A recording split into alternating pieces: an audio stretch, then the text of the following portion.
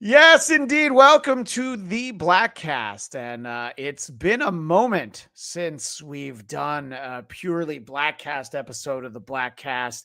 It's actually been over a month. We've been putting new content out, but it's been a moment since it's something tailor made just for the Bladtcast. A lot of things worth commenting on.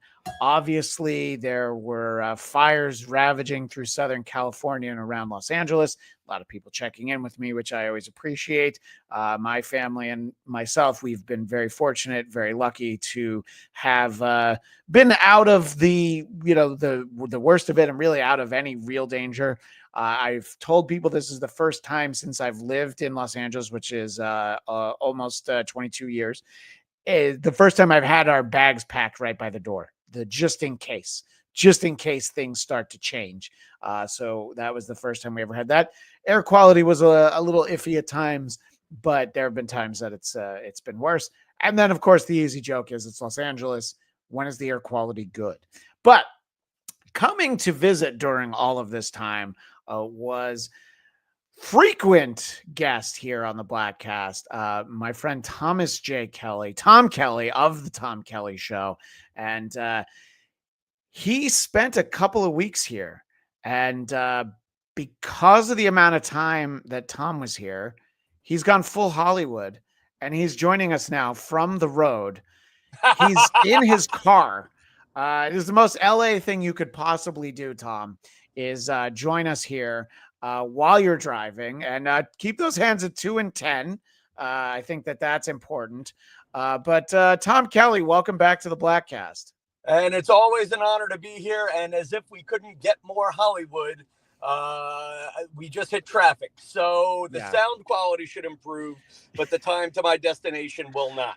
Yeah, and I hope we don't hear Waze telling everyone when you need to turn right, on whatever expressway you happen to be on at the moment. But actually, not to self-promote, but I happen to be on a stretch where I have a clip going viral. I'm on the Cross Island Expressway, going south towards the Long Island Expressway for anybody who knows their New York highways.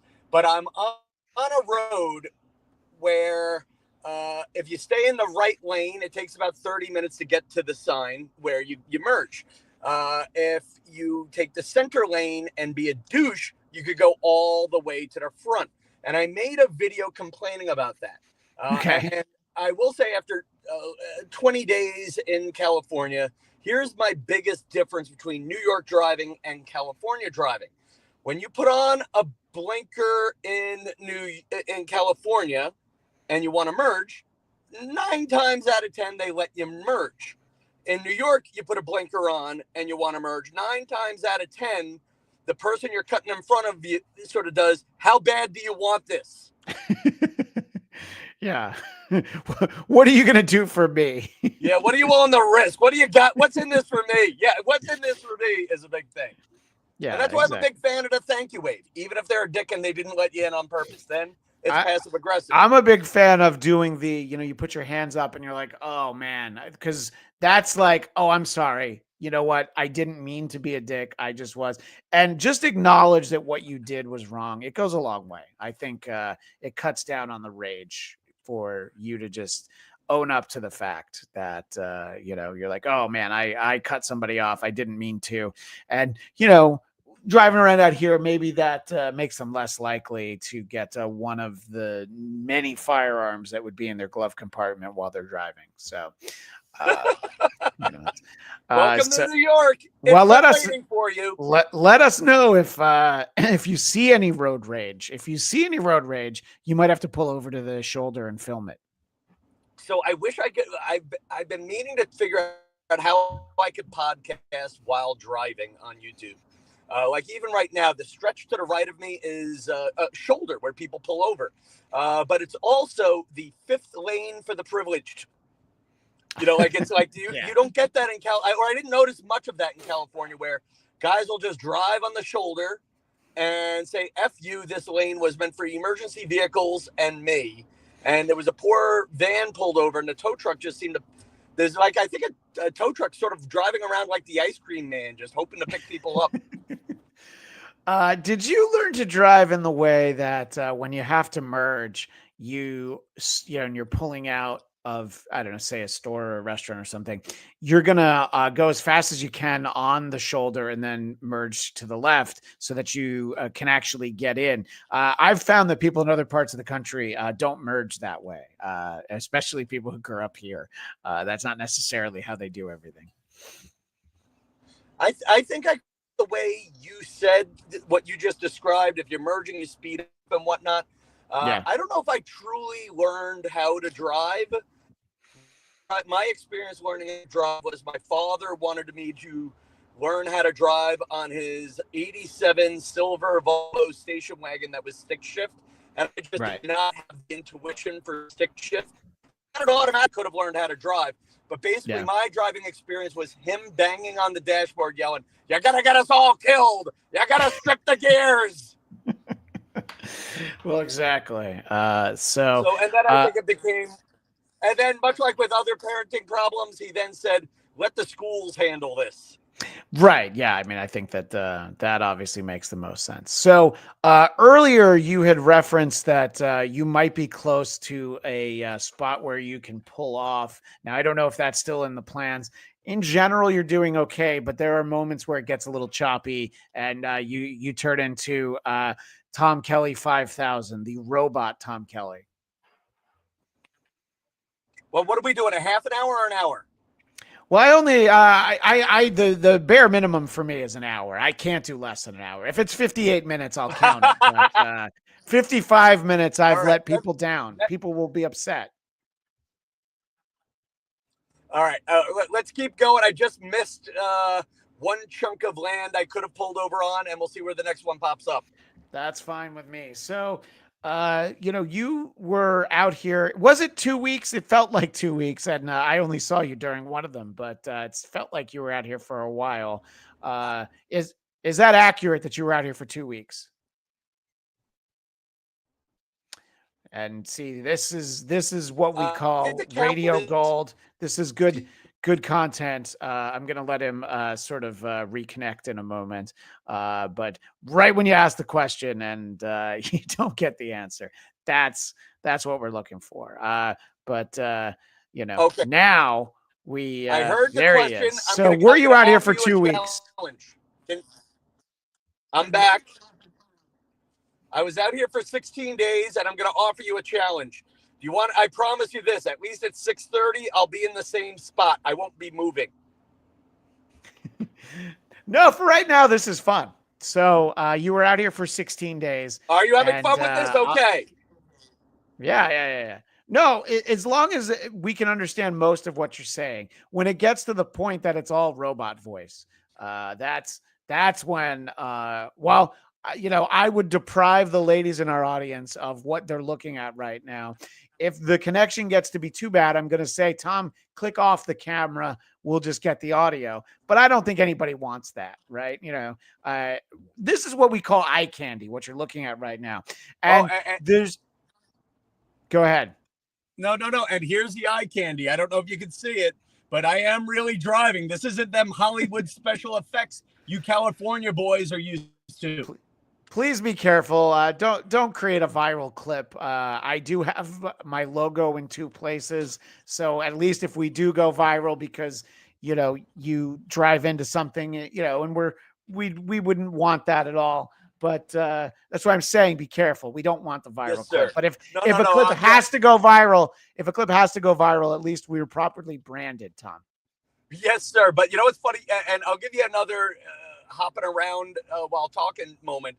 But Christian turned me onto a podcast of which he is a frequent guest. Who are these podcasts?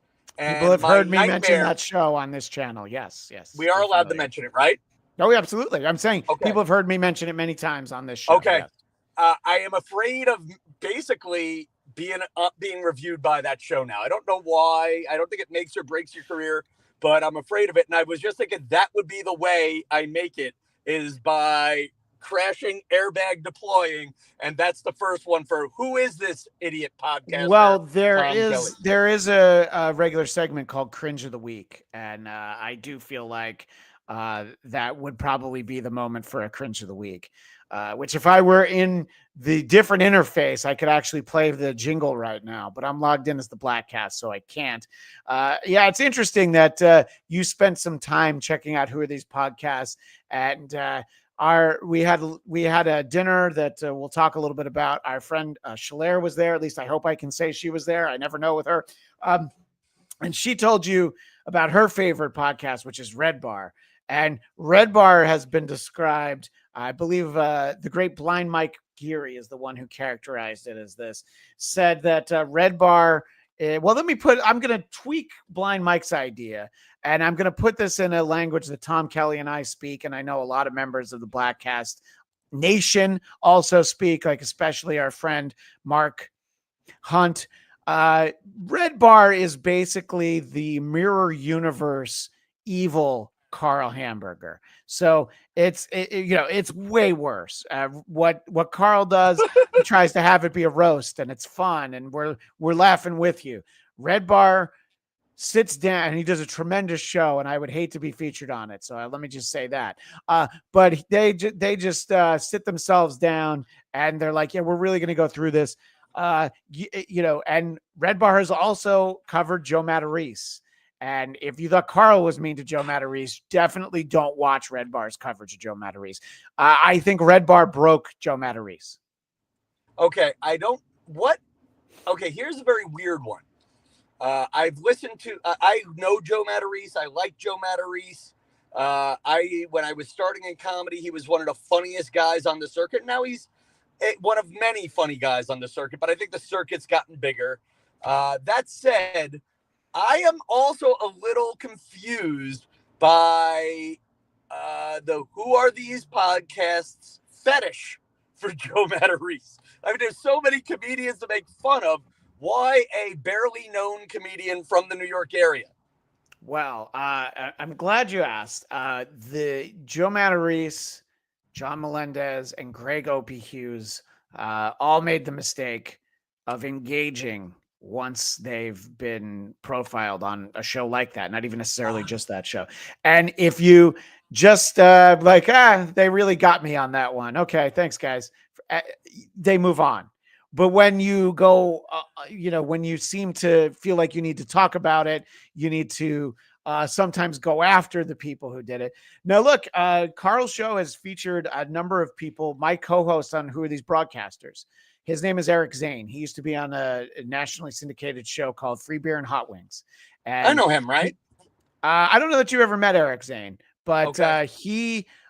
He got fired from Free Beer and Hot Wings right before everybody on Free Beer and Hot Wings became a millionaire. So he's a very likable guy, and boy, does he tell that story well.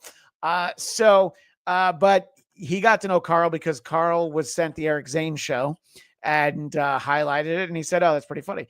My buddy Dick Masterson, who lives out here in LA, his show, The Dick Show, was featured on Carl's show. So you can kind of laugh and then become part of the gang. But Joe, I think, isn't even so much about Carl because there's a site called Porcelain that did a documentary on him. But for me, and I talked a little bit about this, the dinner that we had for Joe Matarese, there is one specific episode. He wanted to do a pilot for an idea he had for a show called Fixing Joe. Fixing Joe Matarese. He was going to talk about his life, and he was going to get advice from comedians. And the comedians that he sought out, and they said yes because they love him. To do this pilot, he had Anthony Cumia, Jim Norton, and Artie Lang.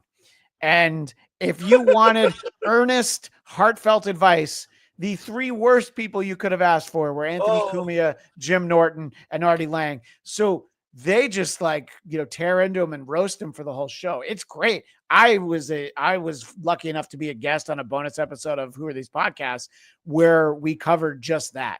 We covered just the Fixing Joe. And Joe took down Fixing Joe, but the internet being the internet, you can find Fixing Joe anytime you want to see it. So it added kind of to the lore. It's also like everybody knows him. He gets all these opportunities. And, Tom's a really nice guy. Tom said that he was big when you started in comedy. And now he's still in comedy, but comedy got bigger. Joe Matarese did not get bigger. Okay, well, I'll give you a real one because, see, this is the thing. My podcast, and maybe this is why my podcast hasn't taken off, but my podcast is self-reflective and a little touchy-feely at times, maybe too touchy-feely at times, and that clip's going to be taken out of context. But anyway, I mean, listen, there's that magic age where you realize maybe you're not the next big thing, and what if being 30 was your peak? Do you stick with it at 50? And I'm not far from the stage that Joe's at. He's still incredibly funny and trying to find his next big thing. But right now, he's not the industry darling. And at one point, he was. Whereas me, I have either yet to hit my peak or my peak was much lower than his. Well, yeah, I mean, I think that the peak Joe Matarese, getting featured on some of these radio shows and even podcasts and things. Yeah, I think that there's an impression of Joe that he did the thing that comedians shouldn't do and seek help for their mental deficiencies and get on medication that helps with it. Better for your life, but not necessarily good for comedy. But I don't know him at all. He does actually. I said to somebody, he seems like a nice guy, and then someone that I knew was like, no, that's not actually entirely accurate. It's not someone but another comedian, I guess, performed with him sometime and said that he's not as nice as you think. And I'm like, all right, well, that's fair. But but he's an example. I think that he's not the top of a show like this. It's really Stuttering John Melendez is kind of the number one because of the peaks in which he had. He was on the number one radio show of all time, and he left to be on the proudest late night franchise of all time to be the announcer. And let's just say he's fallen a few rungs since then, reading super chats where people insult him for $2 a pop. Yeah, well, listen, and I say to all of those men, and to every aspiring comic, at a certain point, you're going to keep saying, I'm going to make more money. Hi, I'm Tom Kelly, streaming from the Long Island Expressway, here to tell you that you're not. Get a good investor, put 80% of what you make in the bank, because you're going to need it when you turn 50. You're going to need it when you turn 50, people. And now is to announce a new show on the Who These Podcasters Network. Am I still there? Well, it's been hit or miss a little bit. You said you wanted to introduce a new show. Okay, I'm introducing my new show on the Who Are These Podcasters Network. Joe Matarese banged my sister and didn't call the next day. I would think that was true, except I don't think you have a sister. I don't have a sister, but that would explain everything I would potentially say about him. Ooh, right. I see places to pull over. This podcast about to get better, America. Here we go. Yeah, well, there's only really one way to make it better, and I just did it. No, I'm kidding. I popped you off the screen. That was a visual joke for everybody watching on YouTube. And, this was kind of a last-minute unannounced stream. And I'm finding that last-minute unannounced is not the strong suit for my audience. But I hope that people find their way in here as we go along. Funny thing was, I was doing another show less than an hour ago, and people found their way over that on a different network. But that's all right. It's fine. It's all good. We're having fun. And here are we losing the crowd? No. You don't have to worry about the crowd because at the end of the day, to me, this has still always been an audio podcast that happens to have a video element. So people will listen to it when they listen to it. But and we appreciate anybody who pops in and does watch, whether they watch it live or after the fact. So Tom was, we talked about it. He was out here actually even more than 2 weeks. He was saying he was out here for 16 days. And the first time I saw you, we went to a great spot that I like very much for breakfast tacos called Home State. And we had some great breakfast tacos. And you weren't here long, Tom, before you had your first celebrity sighting. Isn't that correct? And it was J.K. Rowling's, who I love. No. That's the author of Harry Potter, J.K. Simmons. Okay, well, he's good too. And yeah, but then can I explain how Hollywood you got? Go ahead. I would love you to tell people how Hollywood I got. Okay, now first of all, I wasn't that excited. I wasn't that excited to see J.K. Rowling Simmons. But it was cool to be at a casual place and see somebody from the TV and the movies.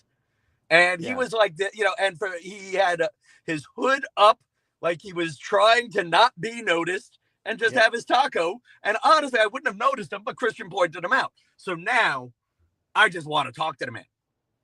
I just want to say, you are the best J. Jonah Jameson ever. And Christian's like, Tom, don't do that. Tom, don't do that. Also, he was in a movie Saturday night. Movie was awful. Writing wise. We had just been talking about the fact that he plays Milton Berle in Saturday Night, which we did do an episode of this show talking about Saturday Night. And our visual audience is now seeing J.K. Simmons as J. Jonah Jameson from the Sam Raimi Spider-Man movies. And this is what he would have said if Tom had asked if he could take a picture with him. No. So here's the specifics of this. I knew that that's somebody that you weren't necessarily that excited about. If it was Brent Spiner, I would say, take a picture with him. And while we're taking the picture, I'll be like, hey, he got in a fight with you once on Twitter. But like, while we're already taking the picture, there are people that I would have been like, oh, this will be great. If Conan O'Brien were there, I would be like, we both interned for you many years ago, Conan. There are people that I would have done it to, but also a friend of my wife's and the son of my former boss both worked on shows with him. So I was like, I'm not gonna. They like both ran shows that starred him, is what I'm trying to say. So I'm like, it's not somebody I'm gonna necessarily. So listen here, Hollywood Blatt. I would like to get more likes on my Instagram. I find when I take a picture with you, nobody hits like. I take a picture with a celebrity I barely know and will never meet again. Boom, I go viral. So see, I posted the picture of us and people said, oh, I didn't realize you met Jay Moore. You know what? And I'm at the point with my hairline where I'll take that.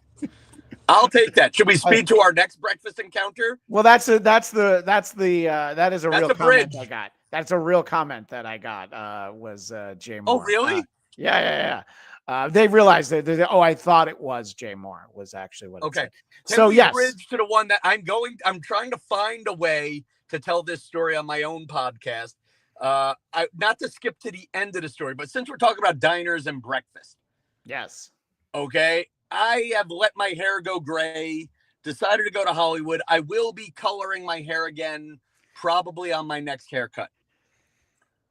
Now, and I think a big reason why you're going to do that is this story. Is this next story. Now, there are people who say, I look distinguished. I look adorable. And then now I'm going to put it out there. Christian and I are both 48 years old. Christian might even be a few months older than I. Fair? I will be 49 a week from Saturday. We go to breakfast towards the end of our trip together. I see Christian. I'm with a beautiful friend of ours, Andrea. And as I open my arms up to give Christian a hug, Christian ducks under my arm to go hug the beautiful woman. Fine. Yeah. Also, I had seen you a couple of times, and I hadn't seen her in a while. Blah, blah. It was hilarious. It was fine. I'm okay with that. Okay, good. Okay. A few minutes later, I go to the bathroom, and there's a nice lady who says, oh my gosh, your son is so funny.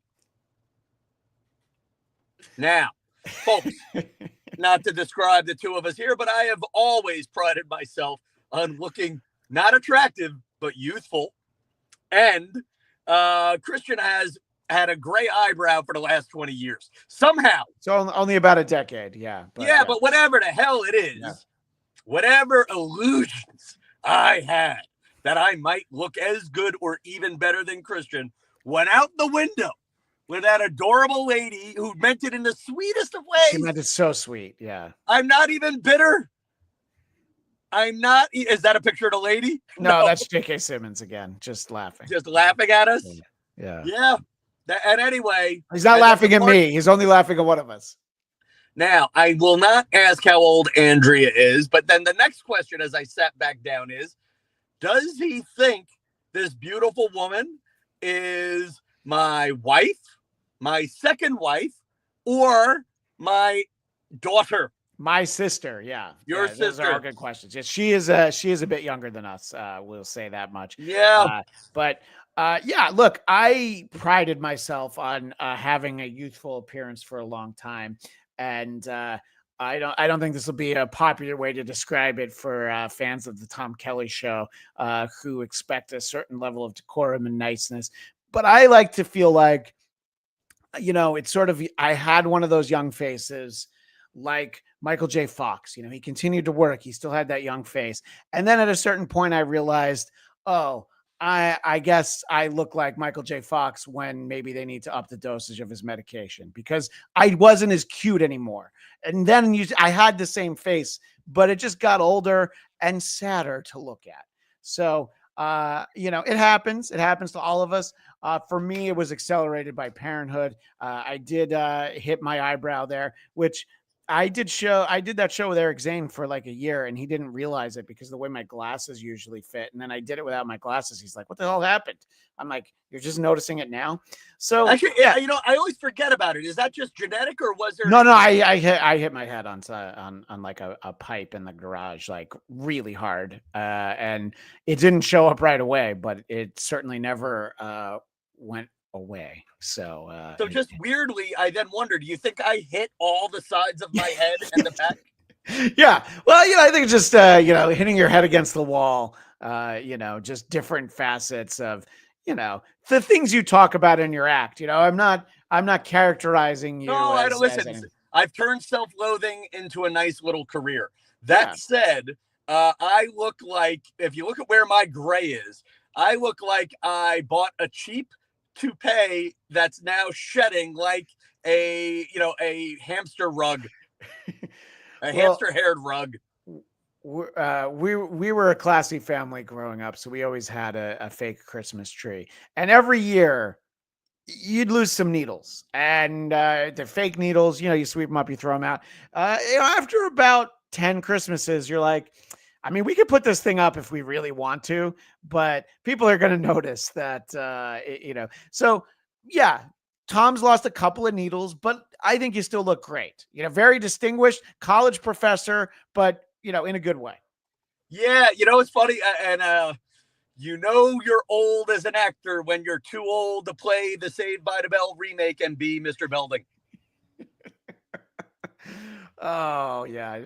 Yeah. Where we want an old Mr. Belding is how I feel lately. And there's a pop culture reference only suited just for your damn audience. Yeah, no. I mean, I think a lot of people know, Mr. Belding. Mr. Belding, I think his name's Dennis Haskins. There used to be a karaoke bar in Burbank that it's just like luxury condos now, but called Dimples. And the one thing, because let's see, Ithaca College, I think, has and Emerson, they have summer internship programs. They have like facilities not too far from there. And the things that mostly girls would tell this story, but every college kid would end up at Dimples, and they all had the same story of down there at the end of the bar, there was Mr. Belding. And they all had pictures at a time where it was maybe harder to get pictures of people. They probably had those disposable yellow Kodak cameras. So you used to be able to find him reliably. You used to be able to set your watch by whether or not Mr. Belding was tying one on in Burbank. Yeah. And by the way, folks, if you're learning about Hollywood etiquette, ask for a picture with Mr. Belding. Okay. But J.K. Simmons isn't holier than thou. That might have been Christian. He's not necessarily considered to be as cuddly as Mr. Belding. Did you see the movie Whiplash, Tom? No. Yeah. So it's not his tempo to be asked. for a photo. And again, you wouldn't have cared about the photo, you know. What if Michelle Hurd was there, the actress who played Raffi on Star Trek Picard? Would we have even bothered trying to get a picture, or just been like, oh no? Well, first of all, I like her as an actress. She played the part well. I have no problem with her. I have a problem with the writing of that show. And second of all, yes, I love fangirling on actors and actresses that may not be the most famous. And I love it when they are gracious. Yeah. Like actually, I had a moment where my favorite moment of I was out working on a game show, the $100,000 Pyramid. I really only talked to two actors in the week. One was three. One was Mark Duplass, who was on the morning show. Yeah. And that's another show where I thought it was incredibly done, except for I hated the writing. And maybe it's because I lived the show. I just found the plot lines a little extreme and ridiculous. I once had a joke before the morning show came out that they were going to have a character based on me, the warm-up comedian at Good Morning America, but they couldn't find Brad Pitt to play me. Anyway, but bump now. I see Mark Duplass, who is that's not Mark Duplass, America. No. But every time that I want laughs, I'm going to just show J.K. Simmons laughing as J. Jonah Jameson. Yeah. So okay, our audio audience will have no idea that it's happening. But okay, so I'll play it cool. But anyway, I told Duplass I blatantly happened to be standing near him. I'm like, hey, is it all right if I have a moment fangirling with you? And he goes, yeah, sure.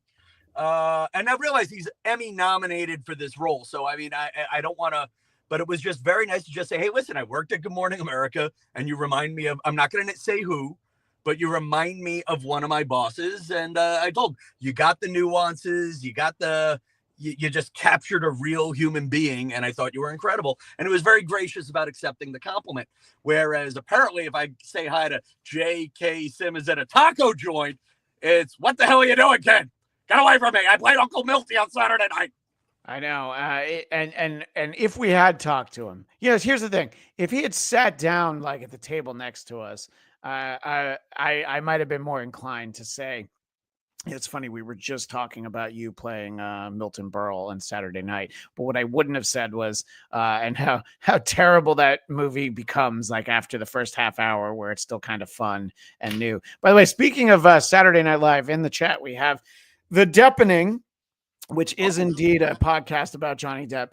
Christian, Vegas has 2,001 odds at agoraphobic Dennis Miller attending the SNL 50th anniversary. What's your insider's take? I will comment in one sense that Dennis Miller is not agoraphobic. I will be having lunch with him in about 3 weeks' time, and getting to catch up with him is always fun. He needs 3 weeks to build up emotionally, though.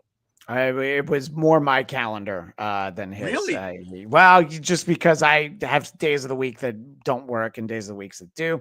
All I can say about the anniversary special is that he wasn't there 10 years ago for the 40th anniversary. So, you might not want to hold your breath wondering whether or not you're going to see him. Now, I have told the story before that the first time I ever met him was at the 25th anniversary, and I escorted him up in an elevator. And I've told the story for what he said is, I haven't been here since I left the show. And I said, why is that? And he said, it's the kind of place my wife doesn't want me to hang around. and then he just bounded off down the hall. So, yeah. So, it's funny. Along those lines, I always find with 50th anniversaries and reunions for high school and stuff, that's the one you have to go to because they generally nobody lives long enough to make it to the 75th. Or even 60, by the way. Yeah. The 60th anniversary is tough. Yeah. Like that was weird with my high school reunions. There was a 5th, there was a 10th. Nobody went to the 15th. There was a 20th. And I think we all skipped the 25th. Or we did the 25th and skipped the 30th. And I think it's going to be one of those things. We'll call you at 50, kids. Yeah, we've never had an official one for my high school class. Last year was 30, and as far as I know, there wasn't one. I'm trying to think of what year it was. Maybe around 15. We had a very informal, like just emailed a bunch of people, email somebody let's meet up at this bar around at Christmas time. And I'm fascinated whenever I hear somebody doing a fifth. I feel like it's not enough time. It's like, oh, so you just graduated college a year ago too. You want to be able to show off. So like at least 10 years, I think, is the time to check in on everybody. Oh, see, my fifth was my fifth was my favorite of the bunch. It was casual. There was no pressure to be successful. There was no pressure to do better than anybody else. Yeah. All you had to do was not be a crack hoe. And you were there. I mean, it was fun. You could flirt with anybody. Nobody was married yet. And I still thought I had a shot with the same two girls I didn't have a shot with in high school. And I enjoyed my fifth more than any of them at this point. And what's funny now, and that was also for me, my fifth was the one before Facebook. By the 10th, we had Facebook, and I knew who was where, who was married, who was alive, who was dead. Right. That really kind of eats into the idea of the class reunion. You kind of know where it is. And there are a tremendous number of people that I went to high school with who all either still live in that town or moved back to that town. So a lot of them see each other, and in many cases married one another, and sometimes, married someone from like a year or two before us, that sort of thing. Though I will say one thing. I listened to your old boss, Dennis Miller, on the Dana Carvey, David Spade podcast, whatever they're calling it this week.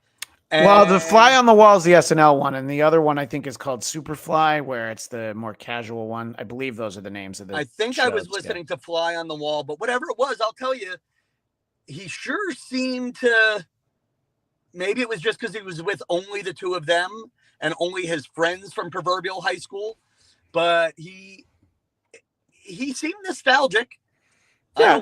He was definitely a grateful man and whatnot. I'm gonna say, if you're getting 2,001 odds, put $5 down, buddy. What do you got to lose? $5, but 2,001 odds. There's really a lot more that can be said from that, right, Tom? Then again, what the hell do I know about showbiz? I'm telling to the guy, here I am talking to the guy who actually knows. Here I am telling the guy who actually knows him what's going to happen. I mean, you never know. You do never know. You never really know what's going to happen. Unless you do know. But I know what you're saying. So in any case, if people like the idea of seeing Dennis Miller and, catching up with some of his SNL friends, you can check out that show, or you can go check out Bladtcast number 600, where Dennis and John Lovitz were on this very show that we're on right now.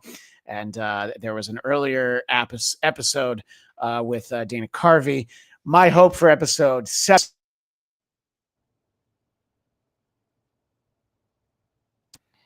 Told me my microphone was unplugged. Are you hearing me now, Tom? Yeah, you dropped out for a second, but I thought that was my bad internet. No, I think I don't know what I did. But anyway, the goal is for episode 700. I'd love to have Dennis Lovitz and Carvey on. And if we get to 800, let's throw Kevin Nealon in there too. Why not? Do you think you'll make it to a 700? Me? I mean, why am I stopping at this point? I mean, this is 628 right now. So the odds on that is not 2,000-1. I think it's what they call a pick'em in Vegas. The odds as to whether or not that we'll have that. By the way, good catch, Tom. This is again the Deppening, who seems to be the one person who noticed that we went live. My favorite part was Dennis's hair plugs talk. No one owns it like him. Howard Stern wishes he had Dennis's follicular candor. He's very upfront about the thousands of hair plugs he's had. And when he had a syndicated show in 1992, he actually realized he was losing his hair. So he started really getting paranoid about it, because he said, you don't want to be the guy famous for playing with his hair on TV and then you go bald.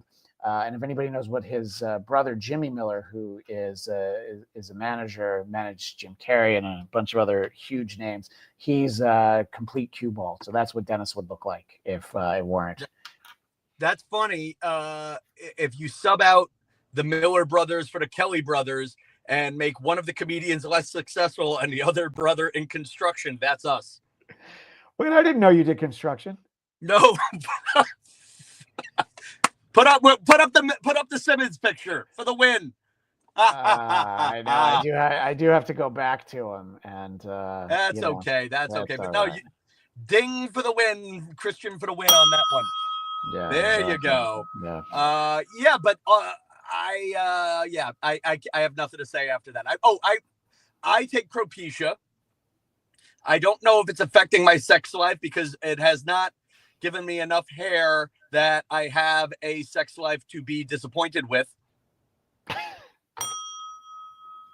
So, No, we got both. We got J.K. Simmons and the bell. The bell is really for the audio audience who can't see J.K. Simmons laughing. I forgot you had the real bell. I actually was wondering, and actually, I'm now self-conscious. The bell did not go off sooner. I had to get it, actually, because I do keep it in here. It was a gift from the great Matt and KC. And if you look at it, it's actually backwards. Look at that. Bladtcast 100 is what it was a gift for. So, now to drop the names of your listeners in a complete sentence, because I know you are the king of the shout out. Jacob Lee Downey, who's a listener who came to my show from your show and then immediately abandoned your show, I think. Oh, 100%. Yeah. He had no time for my show. Well, he likes shows with a smaller listener base where the host is desperate enough to answer every message. Jazz hands. Now, back to me. I'm doing a weird gig in Tucson next week. What? For the gems, for the ICDA. It's like the International Council of Diamonds Association. I'll figure out what the letters are later, but it's diamond dealers at the Gemstone Show is what I'm doing. And I am thinking of writing him a note to say, this guy Jacob is the only person I've ever met who is a gemstone hobbyist and a comedian. Yeah. And I'm debating asking him write me some gemstone jokes. Not only do I not see him anymore, I don't see his alt account, YouTube administrator. He used to chime in a lot as YouTube administrator. And I still get freaked out every time I see that headline. I never heard that. Well, we get if you're going to put a nerd question in the chat and you're the only one in the chat actively chatting, we'll make sure to get to it. The Depening wants to know, are you Dick Grayson or Jason Todd or Tim Drake to Dennis's Bruce Wayne? I can't decide. So Dick Grayson is the most famous Robin who goes on to become Nightwing. Jason Todd is the saddest story in comic books. He's the Robin that the Joker murdered, and only because so many people called a 900 number that voted kill Robin. It was like 51% to 49% who called a different 900 number to let Robin live. And I've never been able to forgive America for that. I'm actually Damian. Did you want him to live? I didn't read DC Comics at the time. Okay. I didn't care. I just feel like it's better. It's better for the kids if Robin can live. But so my answer to the Depening is that I'm Damian Wayne, who is a current iteration of Robin and actually Bruce Wayne's son. I am not one of Dennis's sons. I've met both of his actual sons. And one day I'm just going to move in and start living there. And I'm going to answer this question because even though, thank you, Deep Depening, you didn't ask me, but I'm going to actually say, Christian, you're more Dick. Of those three, yeah, you are surely Dick Grayson. That's fair. You have done something, you have moved on to something less successful than working with Batman, but you have moved on. Much less successful, yeah. And you weren't the annoying one they wanted to kill off, though. You weren't the annoying one they wanted to kill off. Yeah, no. I get to, and there was a trailer for the show Titans where Dick Grayson says, "Fuck Batman." So I'm like really like mean from the streets. I really talk like that. This is a great observation. Doesn't Ben Shapiro remind you of Damian Wayne? And the Deepening also, and more Batman talk. Batman Under the Red Hood is the best Batman film ever, animated or live action. Interestingly, just a little bit over an hour ago, I finished up doing an episode of a show that I do called Geekscape Book Club. We were talking about a series called The Penguin, The Prodigal Bird. And I had never read it, and it was wonderful. I don't read a lot of DC Comics, Tom. I was at the cool kids table reading Marvel. Not the really cool kids table, playing sports and things like that. But because I mentioned sports, the Deepening also said I'm having Kent Herbeck flashbacks to the late 80s Twins because of Tom Kelly. Now, you know that a longtime Minnesota Twins manager's name was Tom Kelly, I assume. Yes. Yes, okay. Yes, I know that. No idea who this Herbeck fellow is, but I love that you know Tom Kelly from the 1980s, who eventually also lasted into the 80s and 90s and did win a World Series with the Twins. Yeah, in 91. Maybe even, I don't know if he was their manager in 87, but he did definitely win one for the Gipper, as they say. By the way, while I'm just thinking about it, folks, I want to start a Bladtcast drinking game. Yeah. Drink every time Christian drops the name of a new podcast that he's been on that you haven't heard of but are inclined to listen to because Christian did an appearance. If they listen regularly, they've heard me mention every single one of those podcasts, including the fact that this is a great time to tell the Bladtcast audience for the first time that if you're not invested in whether or not Kendrick Lamar is going to call Drake a pedophile during the Super Bowl halftime show, please check out our counter programming over on the Who Are These Podcasts YouTube channel. We'll be doing our second annual Who Are These Broadcasters Super Bowl halftime spectacular, and we will provide the counter programming you need. An idea I stole from In Living Color, which they did a show during the Super Bowl halftime. Is that a concern? What's that? That Kendrick Lamar is going to call the guy he's feuding with a pedophile?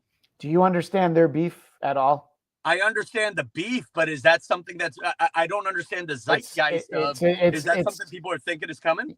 Yeah, it's in the song that's like the hugest song of 2024. So yes. And I'm sorry, somebody new's in the chat. I'm going to stop talking to Tom Kelly for a second. And there's something shiny and new over here. Chris Tuttle, looking forward to the halftime episode. We appreciate that. Yeah, so no, in that song, Not Like Us, Not Like Us, he definitely uses the word pedophile. So, and I don't know if you're supposed to say that on YouTube, but this show's not monetized, so it's fine. But shows that are monetized, they don't use that word. They call it okay. They call it a PDF file, is what they say instead, which I think is very clever. How, you know, it's funny. We all get mad at like censorship from the quote unquote fake news, the big media, whatever you want to call it. But we're all willing to play along when it's Big Brother and it's the TikTok or YouTube machine. Yeah, no, I think there's absolutely something to be said for that. But here's the thing is like you got to clean your act up for YouTube if you want YouTube to give you money. You know, if everybody was just doing these for the love of the game and there were no funds involved, I don't think anybody would worry about what's going to get them in trouble and what isn't. So, but what do I know? Also, we were talking about Kent Herbeck. But the Deepening said Tom is more of a Gary Gaetti guy. And here's Gary Gaetti from the Minnesota Twins. So, oh my God. You know what I love about your fan base is if Dennis Miller is known for deep, obscure references, your fan base makes him look like he's just a chewing gum pop gun. That is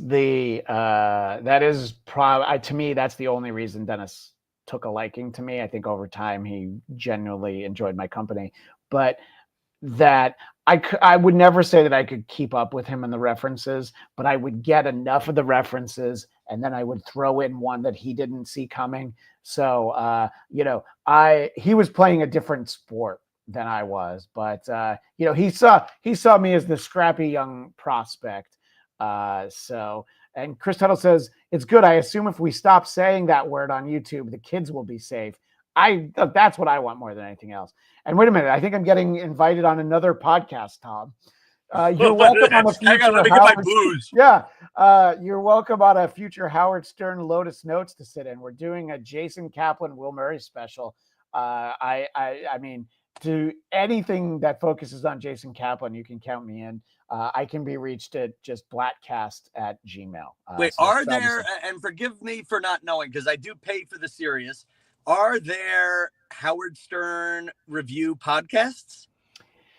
So not really, but they do a wrap-up show. And the whole reason I got into podcasting was actually when Howard had he first had his Sirius channel. There The one were with all Gary.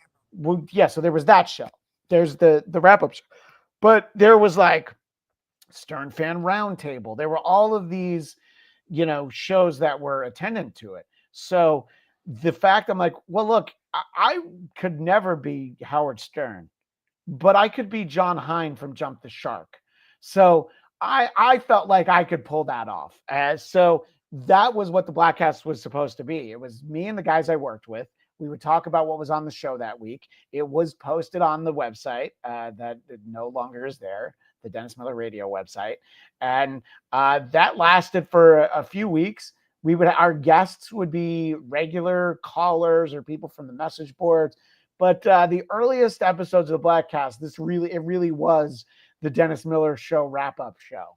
Okay, so just bringing it back to the Depening's question from before, which Robin are you? You're an aspirational Tim Drake. Well, Tim Drake, sure, but definitely not Jason Todd. There was a program director in Reno who hated me on the show with Dennis so much that when I would guest host, they just wouldn't air the show. Really? They would just put something else on. I don't know if they would have like the afternoon guy come in early or something, but he hated it so much. And I told that story to someone once, and they said, "Oh, was that?" And they said the guy's name. And if I remembered his name, I'd say it now. I just don't remember it. And I was like, "Oh yeah, that's him." So I did. Yeah. So there's a radio account on Instagram that you'll like. It's a radio industry account. Sure. It's called Shitty Radio Jock. It's an anonymous person who works at a company and accuses everybody of being a Me Too person. Yeah. But they go after the a-hole program directors. I like that. You remember whatever the name is, and no need to mention it now or here, you should check the archives to see if he shows up in the Shitty Radio Jock account.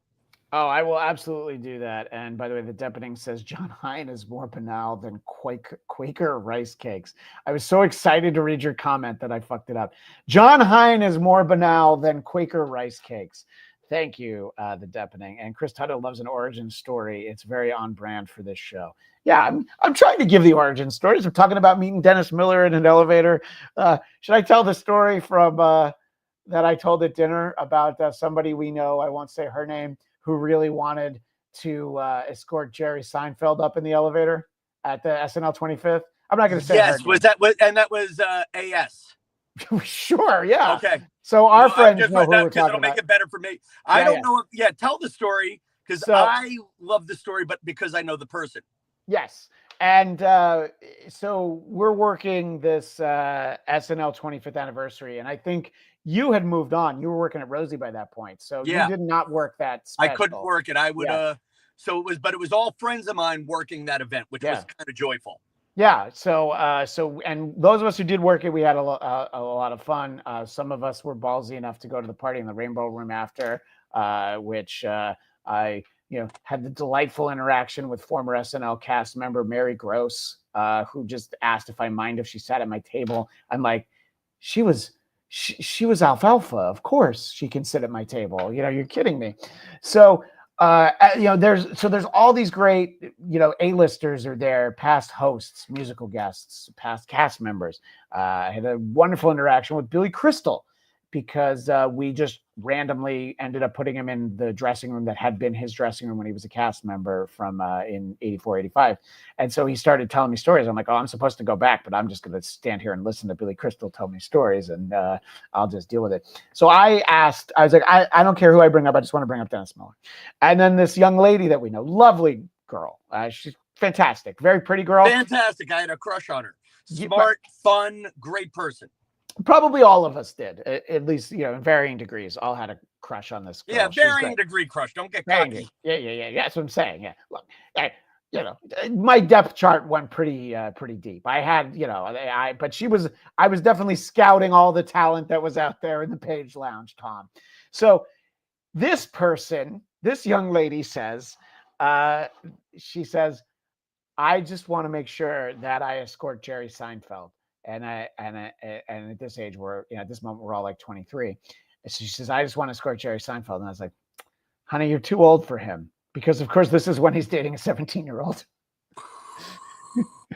So, yeah. Yeah. And then there was some sort of moment where she met him and it wasn't as good as she thought it would be. No, that was Chris Rock. Okay. She needed to get Chris Rock because he had to go on stage and he blew her off. And when she went back, because she was told you got to go back, he was really mean to her, but she was such a huge fan. And then he goes out and he talks during the special and he kills. And she's like, she gets over it because he's like, he's so funny, So that's not my story to tell. I think our buddy Josh told us that story. Yeah, that was a good one too. I had a couple of funny questions I wanted to ask you about that. Are you looking forward to SNL 50? Are you going to watch it live? Where are they doing it?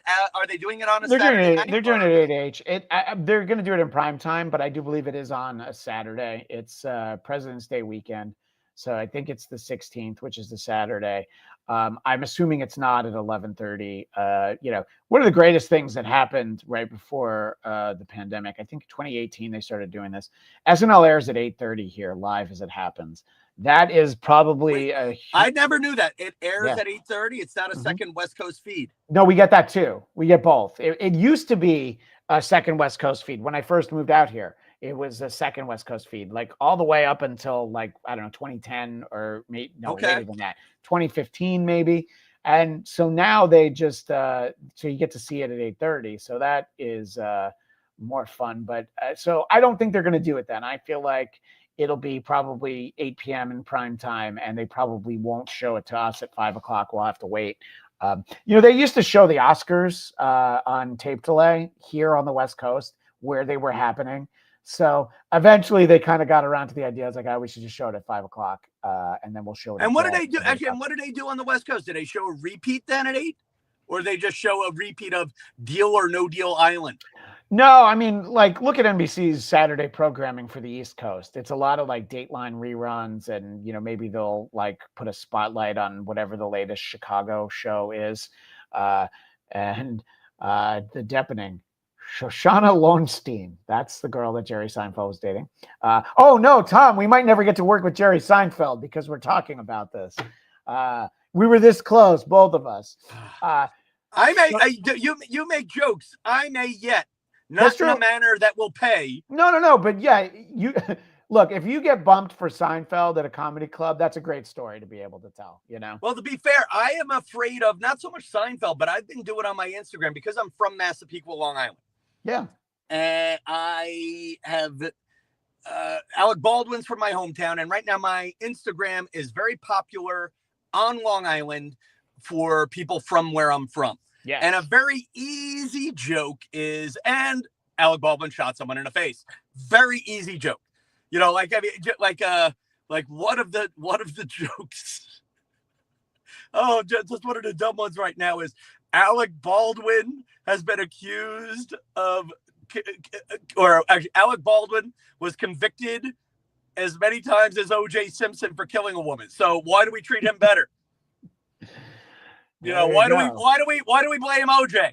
Hey, the last year of his life, OJ gave football picks on a podcast. So I would love to get to, I think we all should take the Ravens and the points. And now to be fair, though, to be fair with the Baldwin thing, yeah. I'm doing it for the cheap joke, but I'm going to get booked for a show.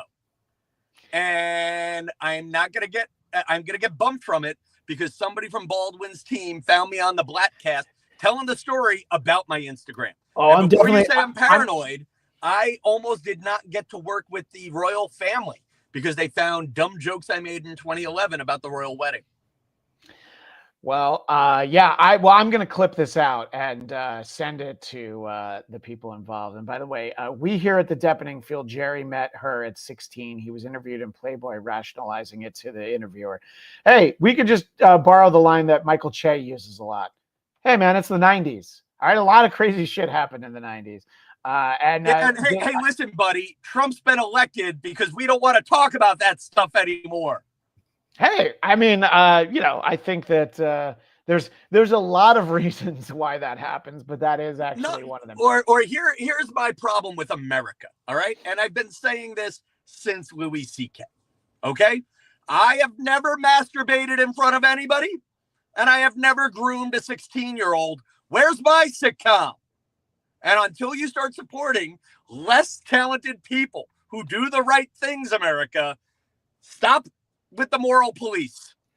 Well, let's take a moment so that everyone watching on YouTube can take a screenshot of everyone on this show who has never masturbated in front of someone nor ever groomed a six.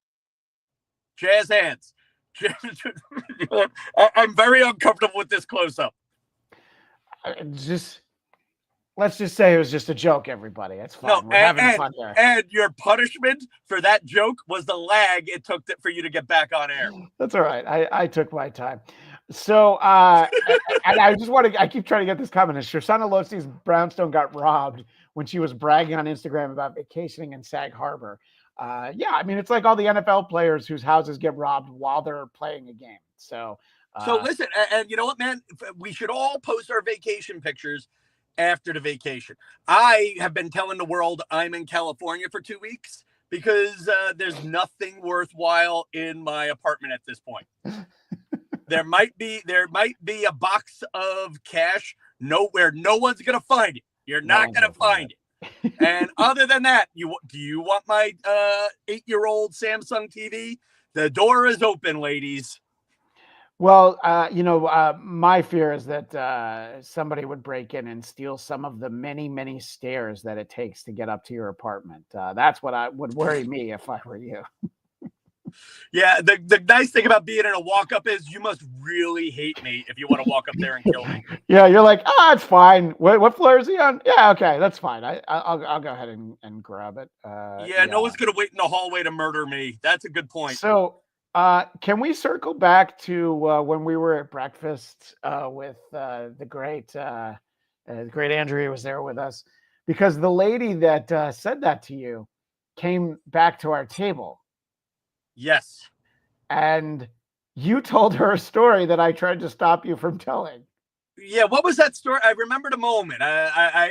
You felt my foot was going in my mouth. I didn't care. Well, the story is the story from where you work, and someone that you work with was expecting. Oh. Would you like to share that with the rest of the class, Mr. Kelly? I blocked that story out. Okay. Well, by the way, that story is why I'm just letting you know. Let me just interrupt for a second. That story is why I sent a link to Andrea, but she's not able to join us. But I was hoping that she was going to be able to join us. Oh, her as a surprise guest. Right? Weird. Yeah, we'll have to actually. I don't know what show I was working on where this happened, but I am horrified. Yeah. Okay. Yeah. Don't write down the name of the. No, that's fine. Yeah. We'll talk after, but it's a story where I am horrified. I'm working in a dark TV studio, and one of my coworkers is pregnant, and that particular coworker is a ball buster. I see another coworker talking to that pregnant coworker, and again, I'm looking at the backs of people's heads. I'm recognizing the silhouettes of people's heads. And even right now, I can't read the comments unless you read them out to me. I have gray hair. People thought I was your father. Okay. Can you even tell that I'm sitting on the bridge of the Enterprise D?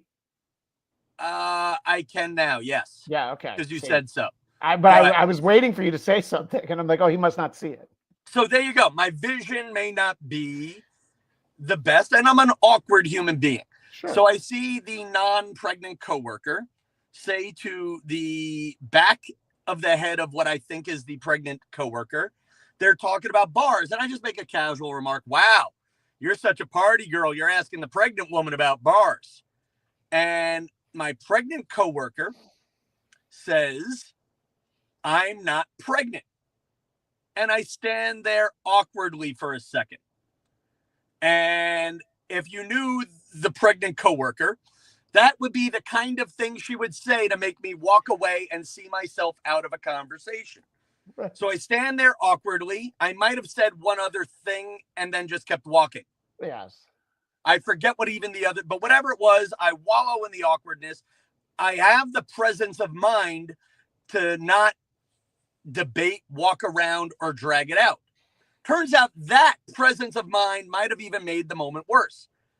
And I find out from our friend Andrea that I had called a guest of the show pregnant when I did not mean to, when I thought it was a completely different person.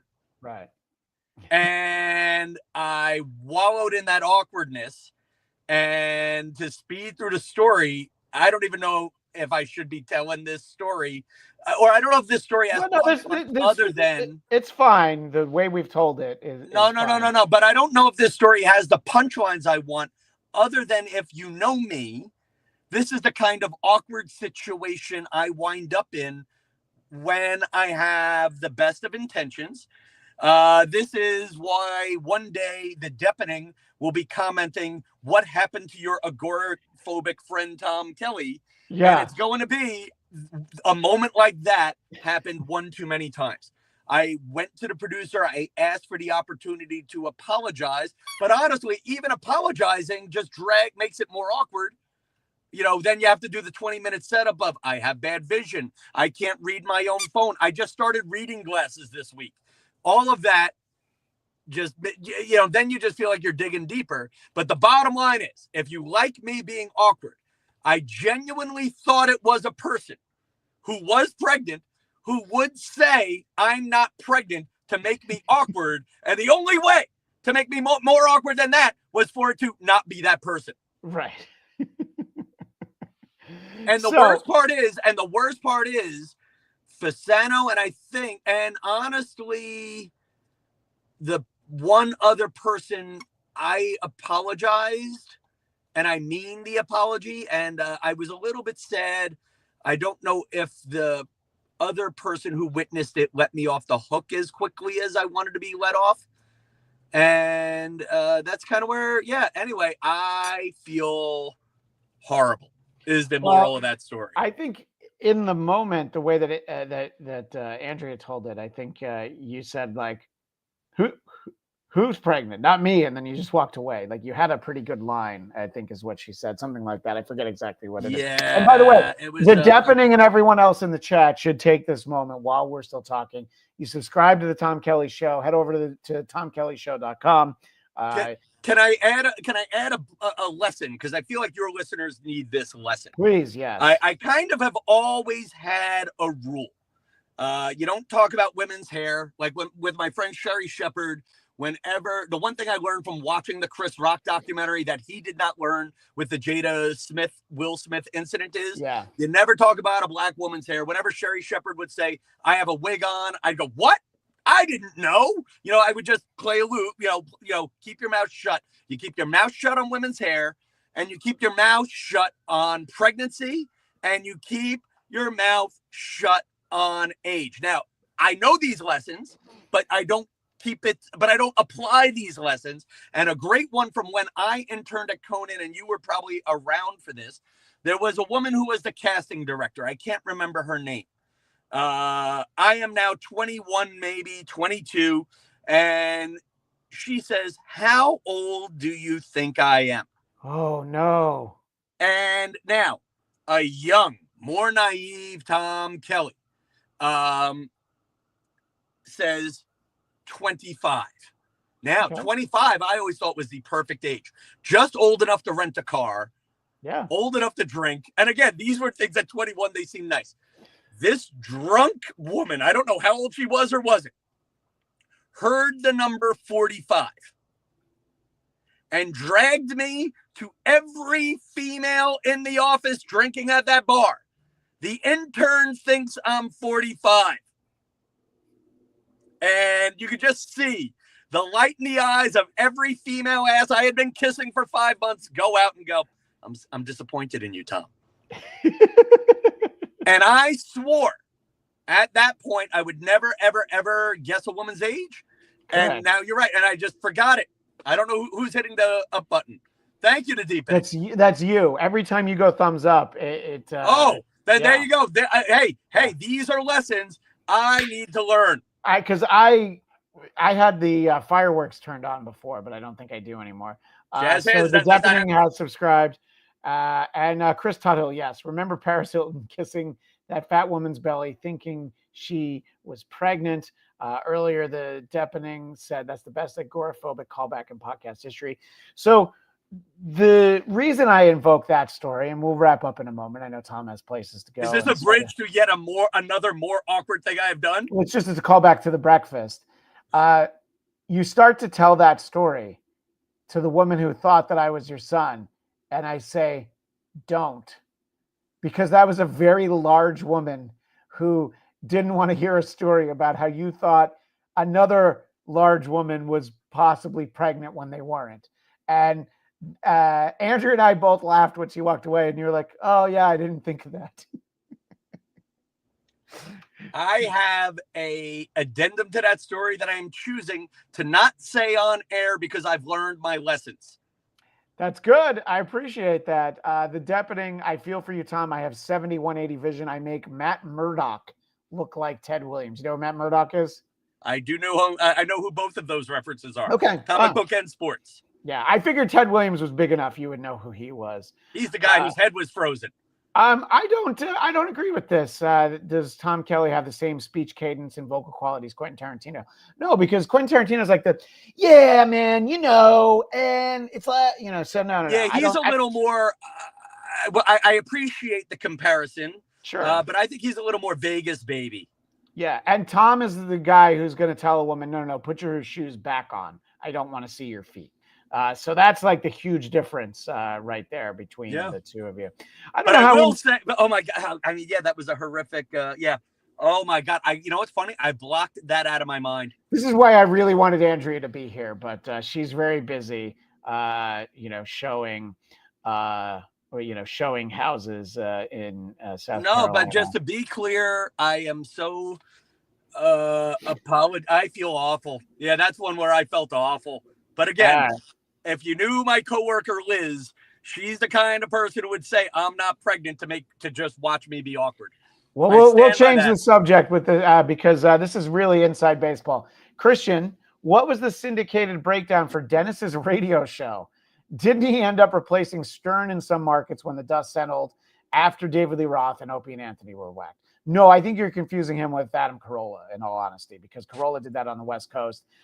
Dennis's show started in 2007, so Stern had been on Sirius for a full year. But I will tell you, the way that I found out that Dennis was going to have a nationally syndicated radio show through Westwood One was during the news segment. Robin Quivers mentioned that he was going to have a show, and that's when I realized I need to email my friend Dennis Miller and tell him I want in.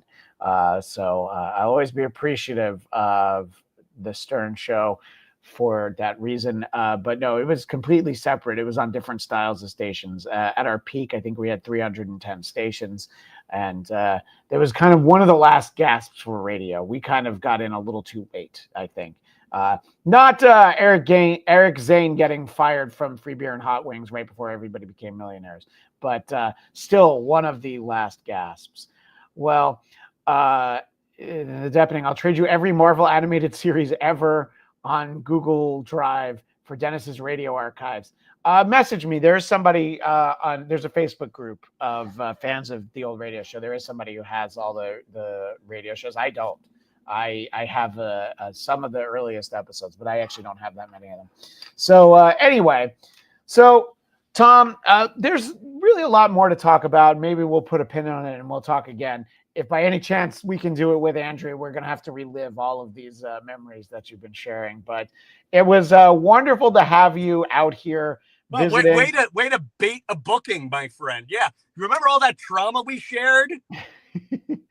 And the last time I saw you was after a comedy show, which I think we'll maybe have a bigger conversation on comedy, what's going on these days. But we did have our traditional late night visit to In-N-Out Burger. And this is why the episode is called Quality You Can Taste. Because as I was taking this picture, I said, well, that's the title of the episode right there, isn't it? So, and that's what we are. We talked earlier about how we're the eye candy. Look at us. We are quality you can see, but most importantly, Tom, we're quality you can taste. Yes, and I will say this this is a good point to end the show, because I think I've taken the complete Bladtcast guest roller coaster ride, which is you start off excited to see a friend and you end up feeling like you owe someone an apology. You just don't know who. It's the lady from the restaurant, and you can't apologize to her. Oh, I'm not apologizing to the restaurant lady. She actually, here's the fun thing. That woman said I looked like someone's father. I feel like that offsets all my bad karma. I should. Exactly. I mean, look, she saw me from the back, and I did have on a Kiss Rocks Vegas sweatshirt, so she assumed I must be a child. And you were also very nimble in in the moment. I did. I was definitely very nimble. I don't think that this is true. Wasn't Adam Carolla banned from Conan's 12:30 show? I don't think so. I think that he was probably never banned. I don't know. Is this an insult? I feel like it's fine. Like in his, I'll take it. Yeah, Keith Olbermann's I used to love his MSNBC show before Countdown. He got super political. The Countdown. I thought if he, and again, what the hell do I know? But I thought the Countdown was the perfect mix of late night humor and news. And then, like everything else, it became, and then this is why this politician's awful, Yeah, right. Exactly. I'll take it. I'll take it. No, I think a lot of us were fans of Keith Olbermann at one point in his career, and it's not so much now. I did once get in a Twitter fight with him that I didn't actually get in a fight with him. I just insulted him a couple of times, and he told me I was an idiot. And there were possibly, allegedly, maybe I heard from people who worked at NBC News who saw that, who said, thank you, we enjoyed that. So, but allegedly. I don't know anything about it, Depening. Carolla claims he was banned. Maybe he just had an appearance that... here's my thing with this ban thing. Who the hell gets banned from a show? Well, you just don't get booked again. I got banned. Like Milton Berle got banned from SNL, but not because of the appearance in the movie Saturday Night. Like Kathy Griffin, who is a comedian I enjoy. She used to say, I got banned from... No, they stopped using you. Yeah. And maybe there was a reason and they're a little angry about it. Like Joan Rivers was banned from The Tonight Show. Fine, I'll give you that one. Andrew Dice Clay was banned from MTV. They announced that he was banned from MTV. So, did they? Yeah, because he the stand-up that he did at the MTV Awards. And they even have a line about it in his great film, The Adventures of Ford Fairlane, which our previous episode, we talked to the screenwriter of The Adventures of Ford Fairlane, Daniel Waters. So please, you need to subscribe to this channel, but you should also subscribe to The Tom Kelly Show, and make sure to head over to tomkellyshow.com. I love the Depening saying, great show, guys. Tom has a Pietro Maximoff energy. That's Quicksilver. And finally, Howard Stern has a red flag band list. Artie Lang and Chauncey Hayden are banned. I'm sure Artie is on that list, but Artie doesn't really do much now. Anyway, the Depening and Chris Tuttle, you guys made the show even more fun than it was, but it's always great to catch up with Tom Kelly. And we're going to do it again because there's more I want to talk about, but I told you we'd do an hour, and it's an hour 18. So I guess it's time and I have to start driving home, but I think, isn't this a great shot for the ending the stream? Yeah. If you had a tripod, you could set it up. The only thing that makes this shot better is, a minor fender bender while you're driving. Stay there. Here's your goodbye shot. Best goodbye shot in Bladtcast history. Ready? Good night, America. And of course, everyone should like and subscribe to the Bladtcast. If you're watching our YouTube channel, subscribe to the audio feed. If you're listening to the audio feed, head over to the Bladtcast. And we appreciate it as Tom Kelly drives off into the sunset. Please subscribe to his show. And we've got more fun and excitement. I expect to be throwing my annual birthday party next week. And we will see you then. And we will see you next time on the Bladtcast.